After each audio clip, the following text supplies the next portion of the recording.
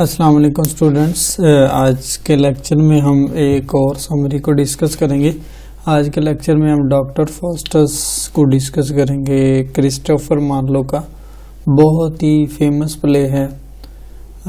Christopher Marlowe ने वैसे तो बहुत ज़्यादा प्लेज लिखे हैं, लेकिन ये जो डॉक्टर फॉस्टर्स है ये उनमें से एक बहुत ज़्यादा फेमस प्ले है, जिसमें ये दिखाया गया है कि इंसान के पास जितना ज़्यादा नॉलेज होता है वो और ज़्यादा चाहता है, कि इंसान लालची होता है और उसको जितना भी नॉलेज मिले वो उस पर शुक्रगुजार नहीं होता और वो और मैजिकल नॉलेज की तरफ चला जाता है। इसी तरह का जो करैक्टर इसमें दिखाया गया है वो है डॉक्टर फॉस्टर्स का।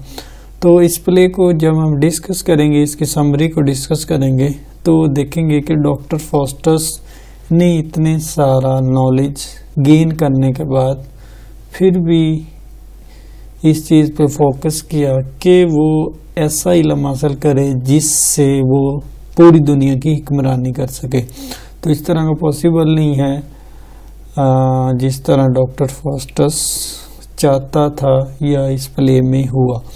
तो आइए इस प्ले को स्टार्ट करते हैं। सबसे पहले इस प्ले के करैक्टर्स को देख लेते हैं। सबसे पहले जो मेन करैक्टर है, प्रोटैगनिस्ट है, हीरो है इस प्ले का, डॉक्टर फॉस्टर्स है। डॉक्टर फॉस्टर्स इसका मेन करैक्टर है। डॉक्टर फॉस्टर जर्मनी की यूनिवर्सिटी विटनबर्ग से दीनियात में PhD की डिग्री हासिल करता है। उससे बहुत से लोगों पर दस्तरस हासिल है। मतलब इसमें यही बताना चाहता है कि डॉक्टर फॉस्टर्स के पास बहुत ज़्यादा नॉलेज है और उसने बहुत ज़्यादा नॉलेज हासिल कर रखा है। इसमें कोरिनीलेस और वेडनीज ये दोनों लोग डॉक्टर फॉस्टर्स के दोस्त हैं। ये काला इल्म करते हैं। यही वजह है कि फॉस्टर्स भी अपने इस जहन्नम रसीद होने वाले पर काम लगा, मतलब ये ऐसे दो लोग हैं जो फॉस्टर्स को इस काम की तरफ लेके जाते हैं। उसके बाद लूसीफर है।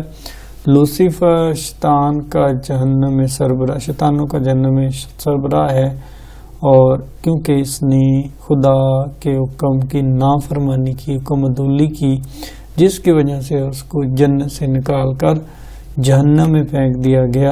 अब ये जहन्नम में शैतानों का किंग है, सरबराह है। मेफिस्टोफेलिस सेकंड पे बेल्ज़ेबब है। ये शैतानों की कैटेगरी में दूसरे दर्जे का शैतान है। लूसीफर के बाद बेल्ज़ेबब आता है, उसके बाद मेफिस्टोफेलिस है। ये तीसरे दर्जे का शैतान है। ये काले जादू के नतीजे में ये शैतान हाजिर होता है। वेगन्स है, ये फॉस्टर्स का मुलाजिम है जो चोरी करता है फॉस्टर्स की बुक्स, ताकि वो भी इस तरह का इल्म सीख सके, जान सके। अच्छाई और बुराई के फरिश्ते हैं।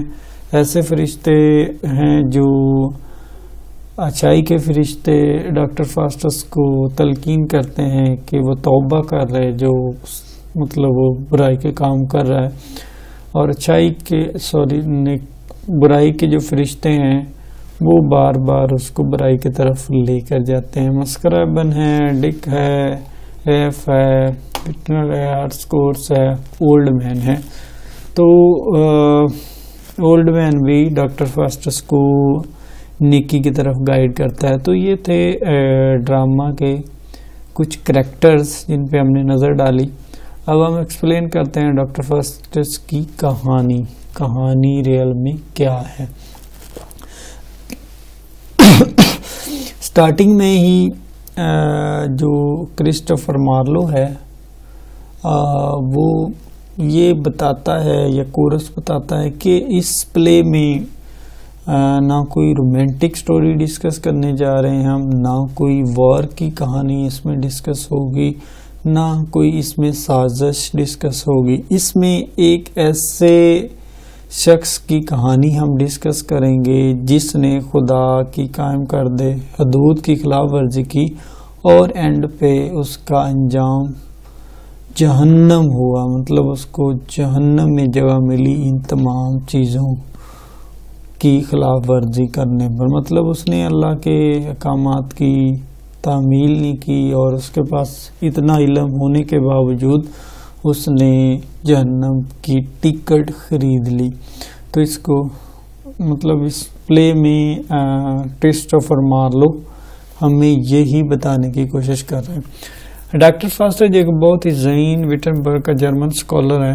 तो मतलब स्टार्टिंग में ही ये बताया जाता है कि उसने बहुत ज़्यादा इल्म हासिल कर रखा है। जब उसने ये सारे इल्म सीख लेता है तो मतलब ये दुनियादारी में जब पढ़ाए जाते हैं तो सोचता है कि ये इल्म उसके लिए नाकाफ़ी है।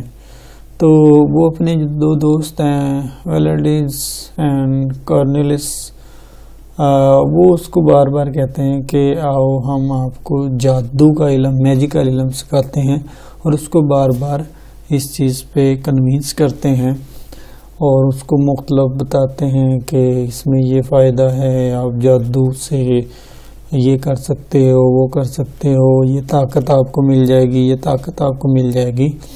तो मतलब वो उसको एटलीस्ट आखिरकार कन्विंस कर लेते हैं। पहले तो सोचता है कि ये तमाम इसलिए भी बेकार हैं क्योंकि ये तमाम उस कुव्वत तो अता नहीं कर सकते। मतलब जितने भी उसने इल्म हासिल कर रखे हैं वो उसके बारे में सोचता है कि जितने भी इल्म उसको मिले हैं वो बेकार हैं, क्योंकि अब वो शैतानी ख्वाहिशात, शैतानी डिज़ायर में डल जो चुका है और वो ये सोचता रहता है कि जितने भी इल्म उसने हासिल किए हैं वे बेकार हैं। इसीलिए वो अपने दो दोस्तों के पीछे लग जाता है और उस इल्म की तरफ फोकस हो जाता है उसका। अपनी ताकत के असूल के ख्वाहिश को पूरा करने के लिए फादर अपने दोस्तों को बुलाता है ताकि अपने जो इब्तदाई है मराहिल इस इल्म के वो सीख सकें। पहले तो मतलब जितने भी हैं मैजिकल मतलब जितना भी मैजिकल नॉलेज होता है वो अपने दोस्तों से सीखता है, लेकिन वो फिर उसको शैतानों के हवाले कर देते हैं। मतलब शैतान सबसे पहले एक चीला जो मेफिस्टोफेलिस हासिल होता है वो इतनी भयानक शक्ल में हज़रत फास्टर से डर जाता है। मतलब सबसे पहले कहानी का जो आगाज़ होता है उसमें मेफिस्टोफेलिस जो शैतान है, तीन शैतान लूसीफर, मेफिस्टोफेलिस है, बेलिज़बब है।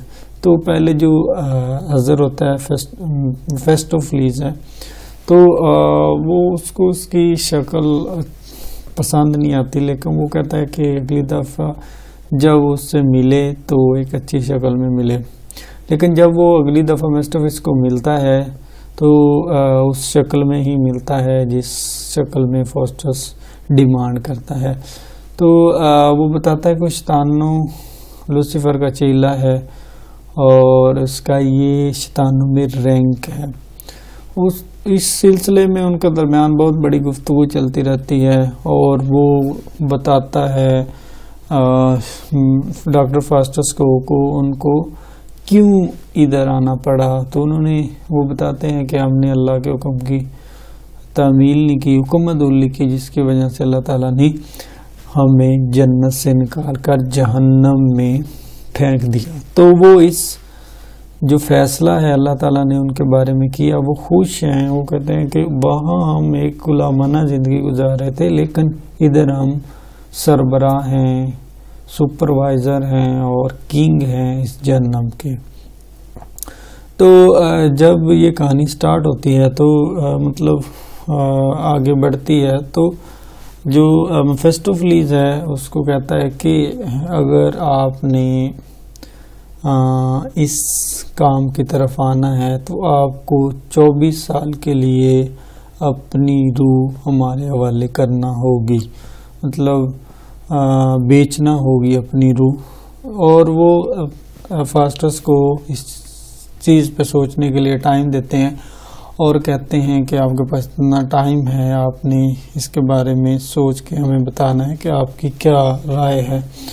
तो मतलब वो कहते हैं कि अगर आप इस तरह करोगे तो आपकी ज़िंदगी आपकी ख्वाहिशात के मुताबिक होगी। तो इसके बाद ये मुआहदा हो जाता है। इसके बाद हमें एक मज़ाहिया सीन देखा जाता है जिसमें उन्हें बताया जाता है कि फास्टर का मुलाजिम वेगन्स कुछ जदोई करबत सीखता है और मतलब डिफरेंट वे यूज़ करता है। जब फेस्टिवली दोबारा वापस आता है दस्तक करने को कहता है, तो मतलब जब उसको ये टाइम दिया जाता है उसके बाद फेस्टिवली दोबारा हाजिर होता है और उसको कहता है कि आपके ये दस्तखत होंगे वो आपके खून से होंगे। तो उसके बाजू पे कट लगाया जाता है और उस खून से उसके दस्तखत होते हैं और तब वहाँ अंदरूनी तौर पे फास्टस को वार्निंग भी मिलती है कि फास्ट भाग जाओ। कुछ अरसे कुछ लम्हात के लिए फास्टस परेशान होता है, लेकिन वो फिर सेटिस्फाई होता है। शैतान उसके साथ होते हैं और उसको कन्विंस कर लेते हैं।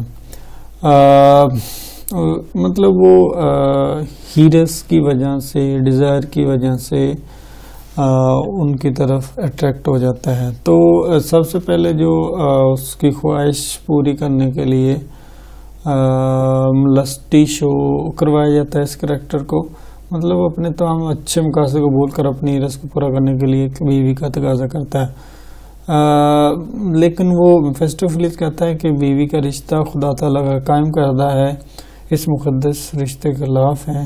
वो कहता है वो उसको एक मशूक ज़रूर ला के देगा।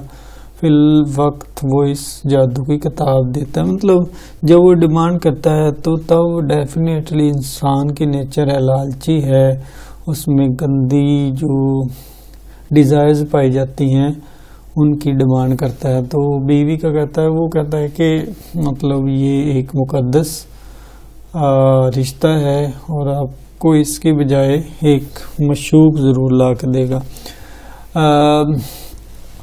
जब अब कहानी आगे बढ़ती है और जो फास्टस है वो जन्नत के रास्ते से टोटली महरूम हो चुका है। मतलब वो गुनाहों की तरफ लज्जत में धंस चुका है और उसी की तरफ माइल होता जा रहा है। मतलब वो डिफरेंट टाइप्स के चीज़ों को देखता है, अपनी डिज़ायर्स भी पूरी करता रहता है। इसी तरह मतलब जब कुछ अर्सा गुजर चुका होता है, फर्स्ट जन्नत से महरूम हो जाने वाले रास्ते पर चलने की वजह से मुस्तफली को बुरा भला कहता है। अगरचे मुस्तफली उससे बहुत से हैरान अंगेज वाक़यात के साथ कुछ गुनाहों का भी शो खा चुका है। गुनाहों के शो में फास्ट की रस पूरी करने के लिए बहुत सी बरहाना औरतों को भी दिखाता है। फास्ट जब भी खुदा और ईसा का नाम लेता शैतान आ जाते हैं। फास्ट से मुकाम पर सोचता है कि तौबा कर लेनी चाहिए, तो मुस्तफली जाकर फास्ट ऐसे करने से मना कर उससे धमकी देता है। नेकी और बदी का फरिश्ता इस मुकाम पर आ जाते हैं और इन किरदारों को सानी शक्ल में दिखाया जाता है। मतलब जब इस तरह की कहानी चल रही होती है तो तब नेकी और बुराई के फरिश्ते भी आते हैं।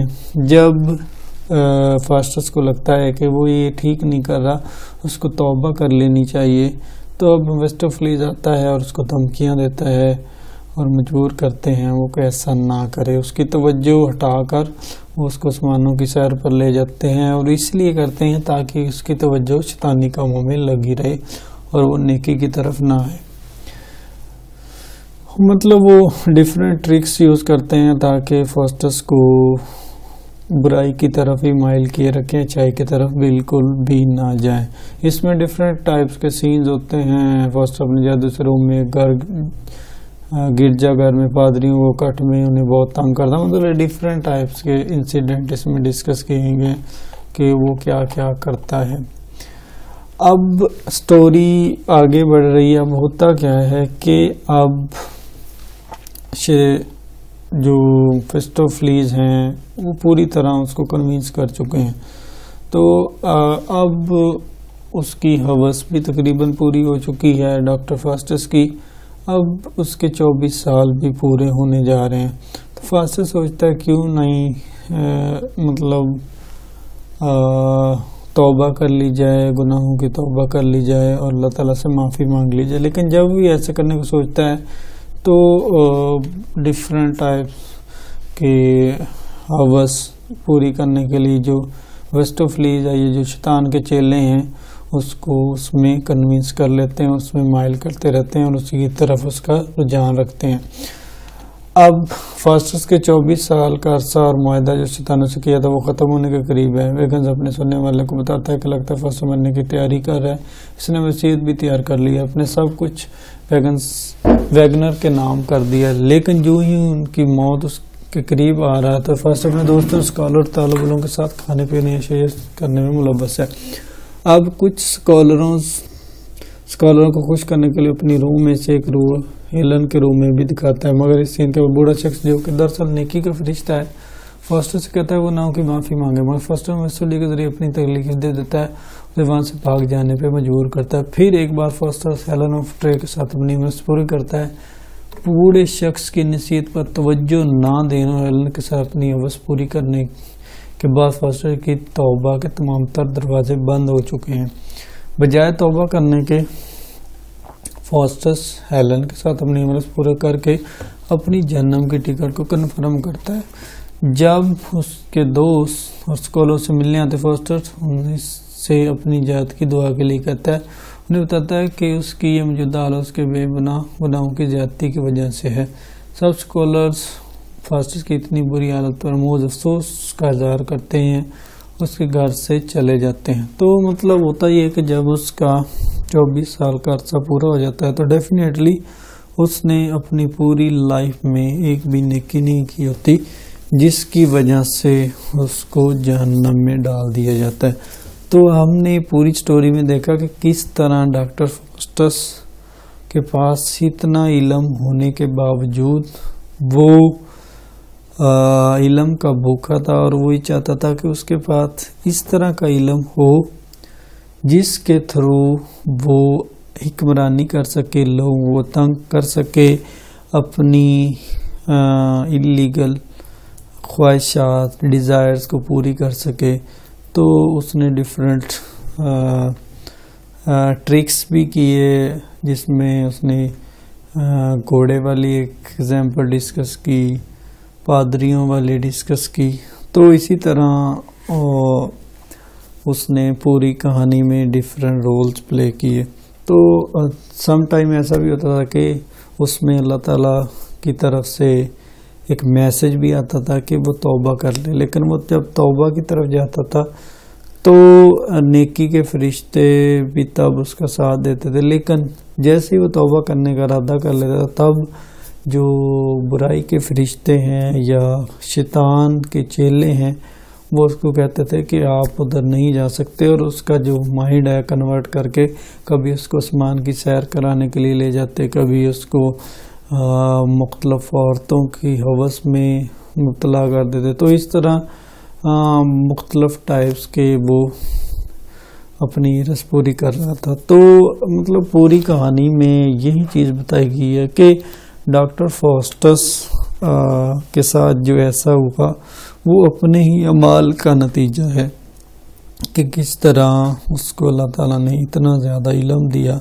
लेकिन उस इल्म को सही इस्तेमाल करने के बजाय उसने अपना इल्म गलत कामों में इस्तेमाल किया और अपनी हिरस तो पूरी कर ली, मैजिकल पावर तो कुछ साल के लिए पूरी कर ली और अपने पास रखी, लेकिन एंड पे जो उसको रिजल्ट मिला या एंड पे जो उसके साथ हुआ उसको जहन्नम में फेंक दिया गया। तो इससे हमें पता चलता है और हमारे लिए भी लेसन है कि जितना भी हम इल्म हासिल कर लें, जितनी भी हम दौलत इकट्ठी कर लें, जो भी कुछ हम इस दुनिया में कर लें, लेकिन एंड पे हमारी मौत है और हमें अच्छे काम करने चाहिए और लालची नहीं होना चाहिए किसी भी मामले में। अगर आप लालची होंगे डेफिनेटली आप जहन्नम में जाएंगे, जिस तरह डॉक्टर फॉस्टस अपनी हिरस की वजह से, लालच की वजह से अल्लाह ताला ने उसको जहन्नम में फेंक दिया हमेशा हमेशा के लिए। तो क्रिस्टोफर मार्लो ने ये पूरी जो कहानी है उसमें यही चीज़ बताने की कोशिश की है कि इंसान को इतना ज़्यादा इल्म हासिल होने के बावजूद नेकी की तरफ राग़ब होना चाहिए, बुराई से बचना चाहिए अगर हम इस दुनिया और दूसरी दुनिया में कामयाबी हासिल करना चाहते हैं। मतलब इंसान की नेचर में लालच है और लालची नहीं होना चाहिए। तो मतलब इस स्टोरी के थ्रू इंसान को ये लेसन दिया गया है कि वो हमेशा जितना भी इल्म हासिल कर ले उसको अल्लाह ताला का शुक्र अदा करना चाहिए और ऐसे काम करने चाहिए जिससे वो बुराई से बच सके और आखिरत में भी उसको कामयाबी मिले। तो इसका डिफरेंट पॉइंट ऑफ व्यू था क्रिस्टोफर मार्लो का, जिसने मतलब स्टोरी को बहुत अच्छे अंदाज में नरेट किया और इसके थ्रू हमें समझाने की कोशिश की।